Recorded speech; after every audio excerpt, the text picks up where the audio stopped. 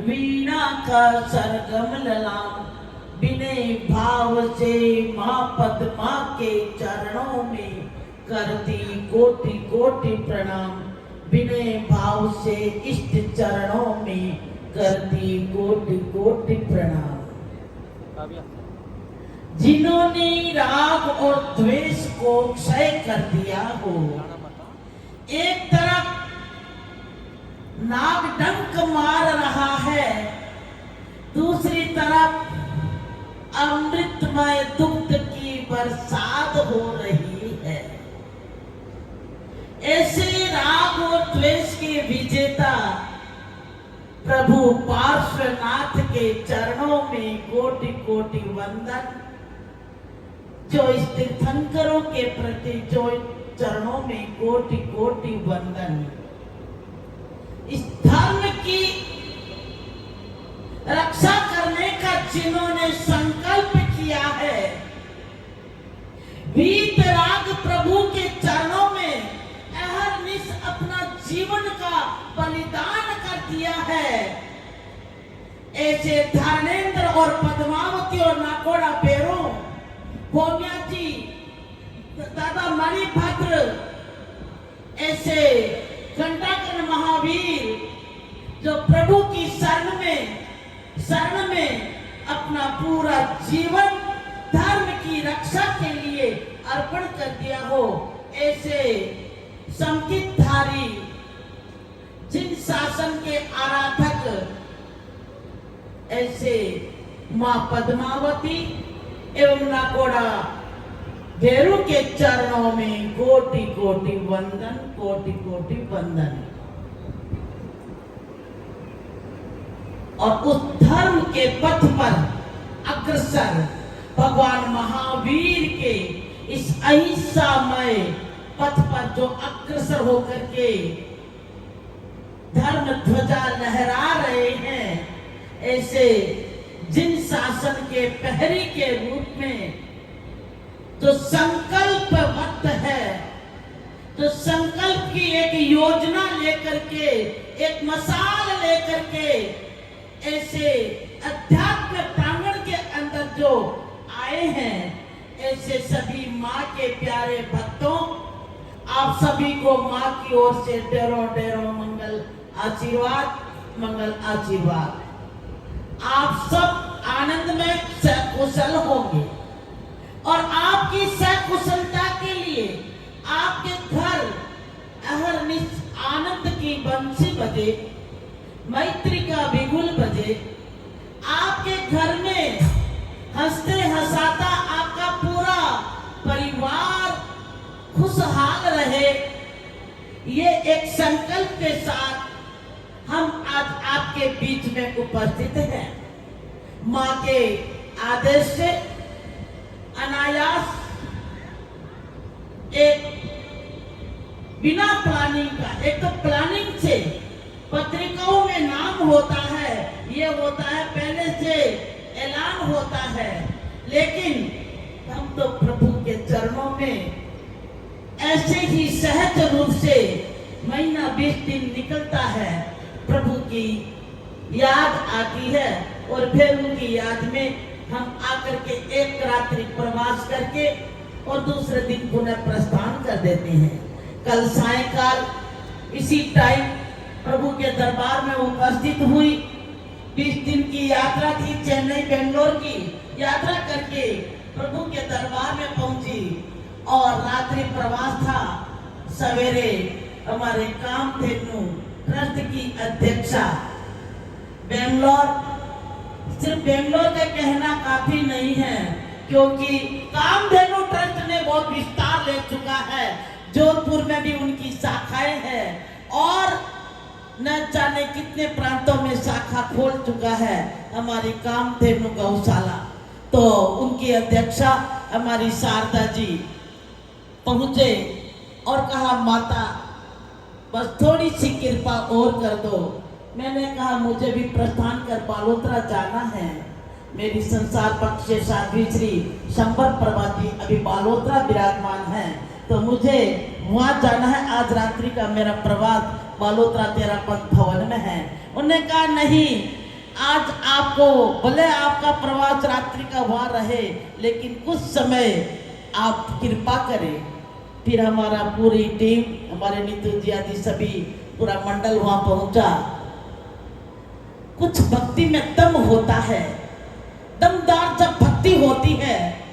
कहते हैं भगवान आते नहीं, भगवान खाते नहीं, भगवान सुनते नहीं, कितनी प्रार्थना करते हैं फिर भी भगवान हमारी सुनते नहीं।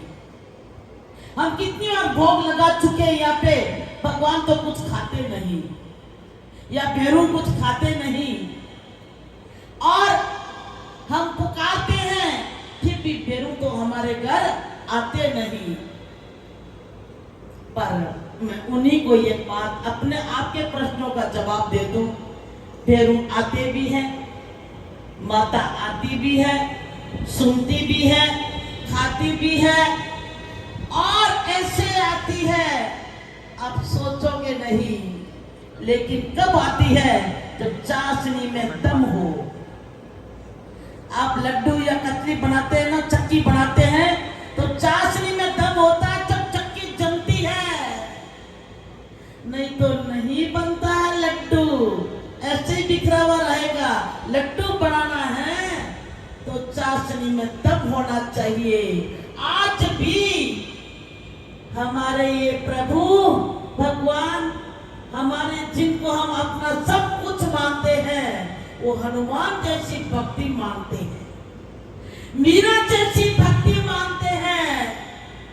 क्या कोई हनुमान जैसी भक्ति का कोई दम रखते हैं? है कोई?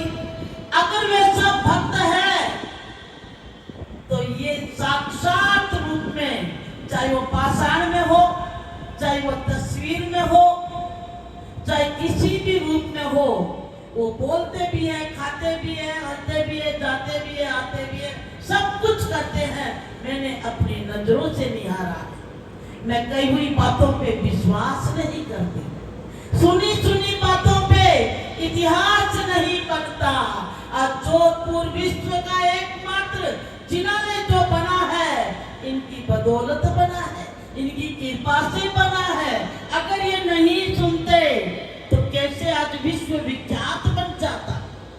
जब 108 प्रभु पार्षद, 108 राज राजेश्वरी माता वह साक्षात रूप में विराजमान है। और जो भी भक्त शुक्ल सप्तमी पे पूजता है, जो नागोड़ा भैरू के दरबार में आता है, किसकी मंगल पूरी नहीं होती, किसकी कामना अधूरी रहती है।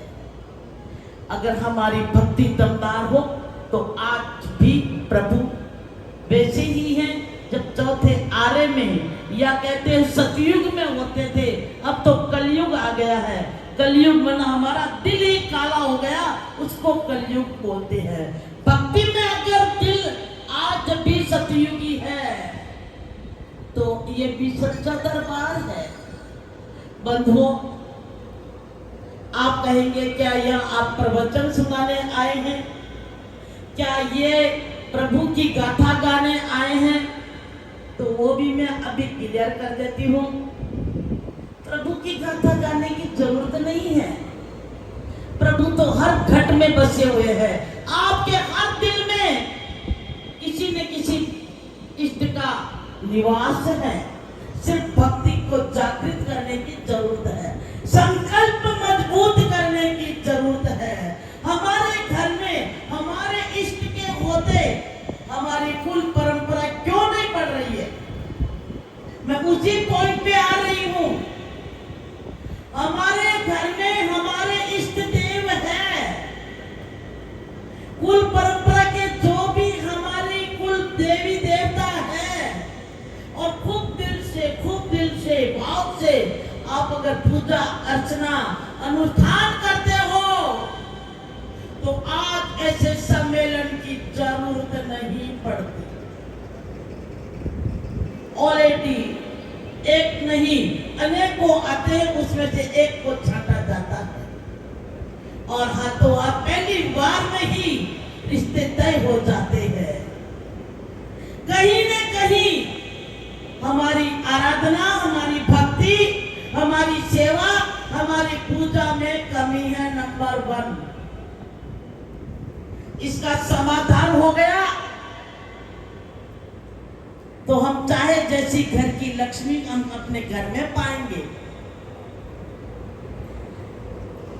जी हाँ, सिर्फ हमें एक संकल्प की जरूरत है। आज का ये महोत्सव संकल्प महोत्सव है। आज का ये आयोजन सिर्फ संकल्प करने की जरूरत है और दमदार संकल्प। मैंने 95 में नाकोड़ा पैरों के सामने 95 अभी हमारे प्रसिद्ध गायकार जी कहाँ भग गए, सुरेशा ओस्तवाल जी वो खड़े।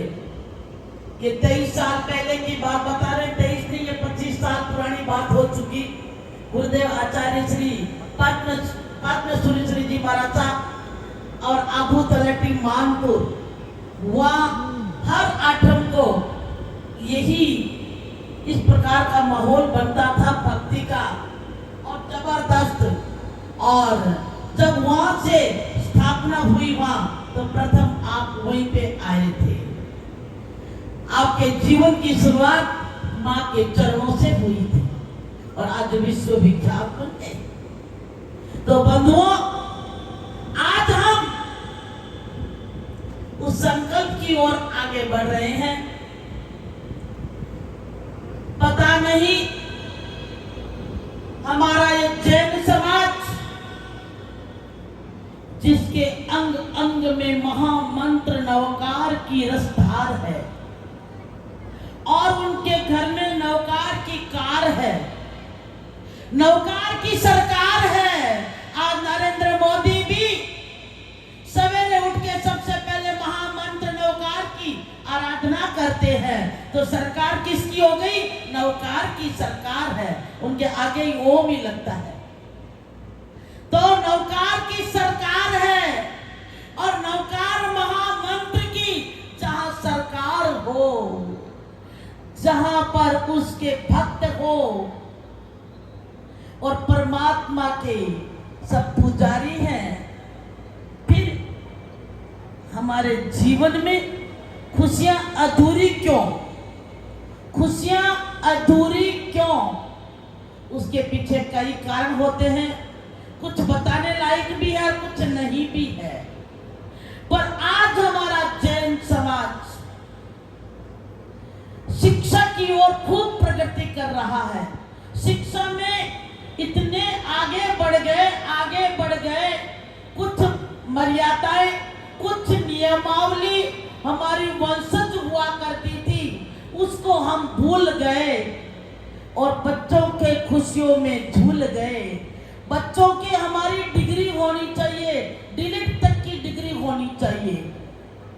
डीलिट डिग्री मिल जाए, चाहे वो भले 40 साल का हो जाए, 45 का हो जाए, पर डीलिट की तो उपाधि मिलनी चाहिए, डिग्री मिलनी चाहिए, पीएचडी तो होनी चाहिए, वो तो होनी चाहिए, वो तो होनी चाहिए। मैं पूछती हूँ, जब बच्ची 18-19 साल की होती थी, 21 साल का लड़का होता था और उनकी शादियां होती थी, उनकी डिग्रियां नहीं भी होती, तो क्या वो भूखे रहते हैं? क्या उन्होंने घर परिवार नहीं बनाया? क्या उन्होंने अपना समाज में साम्राज्य नहीं स्थापित किया? क्या उनके यश मान सम्मान में कोई चीज अधूरी रही? बल्कि बढ़कर के था, आज से ज्यादा बढ़कर के हमारे सबके जहाँ भी देख रहे हैं, आगे जितने बैठे हैं, एक से एक कुबेरपति बैठे हैं। वो डिलीट के चक्रों में नहीं गए, वो पीएचडी के चक्रों में नहीं गए। ये शिक्षा जरूरी है, लेकिन जहां अति लग जाती है वह खतरा पैदा कर देती है। नंबर 1, तो आप अपने बच्चों को, अपनी कुल की एक परंपरा थी, उस उम्र से ज्यादा अगर करोगे तो यही प्रश्न चिन्ह हर घर में लग जाएगा।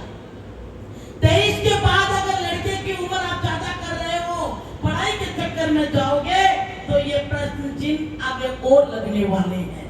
अच्छे के घर में लग जाएंगे, चाहे इकलौती संतान है, चाहे अथा अंबार है पैसों का, फिर भी प्रश्न चिन्ह लग सकता है। तो इस पे पढ़ने की उम्र सिर्फ 30-40 साल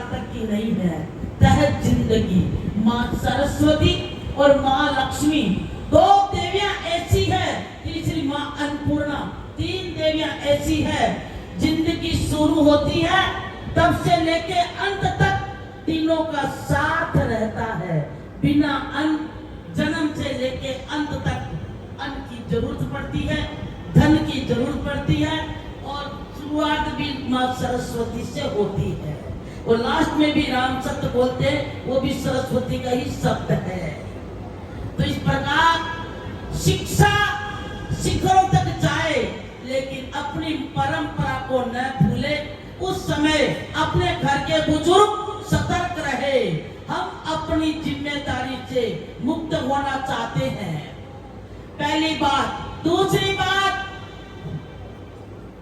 दूसरी बात, हमारे घर में कई देवताओं का निवास है, तो गुरु भगवंत भी है।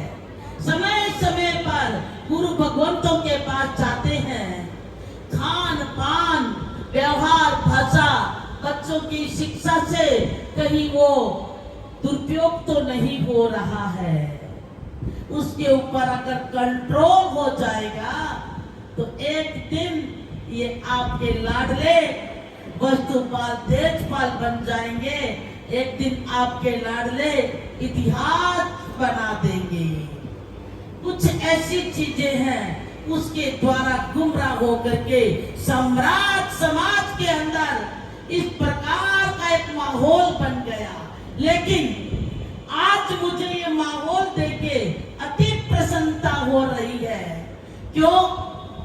एक वर्तमान चैरिटेबल, नाम ही कितना प्यारा रखा, वर्तमान, यानी जिसके घर में कमी है एक सदस्य की, उसकी वर्तमानता करते हैं। ये ट्रस्ट क्या कर रहा है? जिसके घर में सदस्य की कमी है, जवाई की या बहू रानी की, तो वर्तमानता की ओर बढ़ाने का ये ट्रस्ट कार्य करने के लिए एक बीड़ा उठाया है। मैं तहे दिल से इस वर्तमान चैरिटेबल ट्रस्ट को हार्दिक इसका अंतःकरण से माँ भगवती की ओर से आपका एक ऐसा आशीर्वाद देती हूँ। आप जो बीड़ा उठाया है ये पहला बीड़ा है, पहले बीड़े में भी बहुत अच्छी सफलता है। अब ये संबंध एक दूसरे का मिलाप वाला जो संबंध इसमें भी होगा, लेकिन अगर कम हो तो संकल्प को मजबूत रखना, उसको कमजोर मत करना। इस संकल्प को इतना आगे बढ़ाना है कि इस वर्तमान चैरिटेबल ट्रस्ट के नाम से जिनका भी संबंध हुआ है एक से बढ़ करके रिकॉर्ड आया है। अगर अच्छे से अच्छे भी संबंध हो तो भी वर्तमान चैरिटेबल के द्वारा आएगा आपके पास में, ऐसा एक सबके मनोभाव बन जाएगा। क्यों?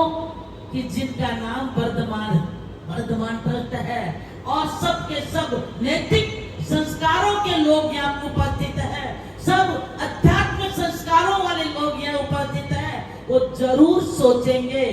क्योंकि जैन का बच्चा जैन में जाए, जैन का बच्चा पंथ संप्रदाय की बात नहीं सोचनी है। हमें महामंत्र नौकार का आराधक होना चाहिए और हमारे तीर्थंकरों के उपासक होना चाहिए। इतनी बात जरूर होनी चाहिए। कौन किसका पंथ का है इस चक्कर को छोड़ दीजिए। सिर्फ वीतराग को मानते हैं। प्रभु महावीर की वाणी का श्रवण करने वाला अगर परिवार है तो आप आज इस वर्तमान चैरिटेबल ट्रस्ट के द्वारा जो मिलना और मिलाने का जो एक संयोग बिठा रहे हैं, दूध मिश्री का जो मिलन करा रहे हैं, और उसके साथ साथ में आपके घर में एक सुंदर सी संस्कारी बहू का सपना जो आपने देखा वो सपना अपना हो। अगर आप ये सब चाहते हो तो आप आज आपके सामने जो भी संपर्क सूत्र की कोई लिस्ट आए जरूर चिंतन करना। चिंतन में ये नहीं कहती कि आप उनको स्वीकार के शादी करना, आप खुद बुद्धिमान हो, लेकिन जैन के परिवार में आए, इससे बढ़कर और क्या हो दुर्भाग्य हमारी बच्चियां कितनी गुमराह हो रही है, कहां कहां गुमराह हो रही है। अपने घर में आए, ये बड़ी सौभाग्य की बात है। तो मैं बहुत ही खुश, आप लोग बहुत खुशकिस्मत वाले हो जो आज ऐसा समोसरण एक जैन मंच मिला। जैन मंच के द्वारा, वर्धमान चैरिटेबल ट्रस्ट के द्वारा अपनी बात शुरुआत करने का सुंदर अवसर आपको मिला है। बहुत सारी बातें हैं, लेकिन आज सिर्फ मैं आशीर्वाद देने आई हूँ, प्रवचन देने नहीं तो अगर कोई चाहते हैं कि मेरे बच्चे की शादी नहीं हो रही है, क्या कारण है, क्या दोष है, उसका निवारण क्या है, कारण भी है निवारण भी है, तो हम अलग संपर्क सूत्र से मैं आपका मां की ओर से समाधान करूंगी। लेकिन बड़ा समाधान जैन मंच मिला है, वर्धमान चैरिटेबल ट्रस्ट मिला है। इसके माध्यम से आज नाकोड़ा भैरव का दरबार, उनकी समोसरण में आज सुंदर रचना, सुंदर पाठ की अगर शुरुआत हो रही है तो उसमें आप समझिए ये दादा का इशारा है, ये कोई ना कोई भैरव का इशारा है। तभी तो भैरव की समोसरण में हम बैठ के परिवार को मिलने और मिलाने की बात कर रहे हैं। अगर यहाँ के भी आकर के अब ठोकर मार के, कुर्सी हुई थाली को ठोकर मार के चले गए तो समझ लो अपने नसीब को ठोकर मार दी, अपने भाग्य को ठोकर मारी है। आपने परिवार को नहीं, आपने अपने भाग्य को ठोकर मारी है। इसके आगे मैं कुछ नहीं कहना चाहती। समझदार को इशारा ही काफी है, समझदार को इशारा काफी है। तो आप बुद्धिजीव हो, अपने धर्म, अपने परिवार, अपना समाज के बीच में बैठ के सुंदर वार्तालाप कर रहे हैं। आपने जो भी संकल्प किया है, ट्रस्ट मंडल ने जो संकल्प किया है, आने वालों ने जो संकल्प किया है, और जो कन्याओं की तरफ से उन्होंने जो संकल्प किया है, जो हमारे बच्चों की तरफ से उन्होंने जो संकल्प किया है, आपका संकल्प फलीभूत हो, आपका संकल्प फलीभूत हो, आपका संकल्प यथार्थ हो, तथास्तु, आपका संकल्प पूर्ण हो। आपने जो संकल्प लिया है आपका संकल्प पूर्ण हो। और इसके लिए समय समय पर कहीं भी, और मैं वर्धमान चैरिटेबल ट्रस्ट को एक बात और कह के मैं विश्राम करूंगी, क्योंकि आज आप लोगों का प्रसंग का है, उसमें कहीं मैं व्यवधान न बन जाऊं। तो हमारे कामधेनु चैरिटेबल 109 चंदन पार्श्व पद्मावती ने भी अभी 109 कन्याओं की शादी कराई थी अपने ही मंदिर के प्रांगण में। बहुत बड़ा विशाल प्रांगण है, वो बहुत बड़ा पीछे सभी साम्राज्य हैं, तो वहाँ पर 109 कन्याओं की अभी लेटेस्ट 2 महीना पहले ही शादी कराई थी और बहुत ही अच्छा उसका रिजल्ट आया। तो इस प्रकार का आयोजन के लिए कभी भी उस तीर्थ धाम के लिए कभी भी कोई सेवा की जरूरत पड़े तो वो तीर्थ धाम हमारे शारदा जी से आप संपर्क कर सकते हैं, वो भी वहाँ की ट्रस्ट की अध्यक्षा है, तो आप संपर्क कर सकते हैं। और ऐसा आयोजन अति शीघ्र इसी प्रकार का आयोजन समय समय पर यथा स्थानों पे रखते जाएं तो रिजल्ट बहुत अच्छा आएगा। जैन समाज के अंदर बहुत सुंदर मैसेज जाएगा। इन्हीं आप लोगों की शुभकामना के साथ बोले राजराजेश्वरी पद्मा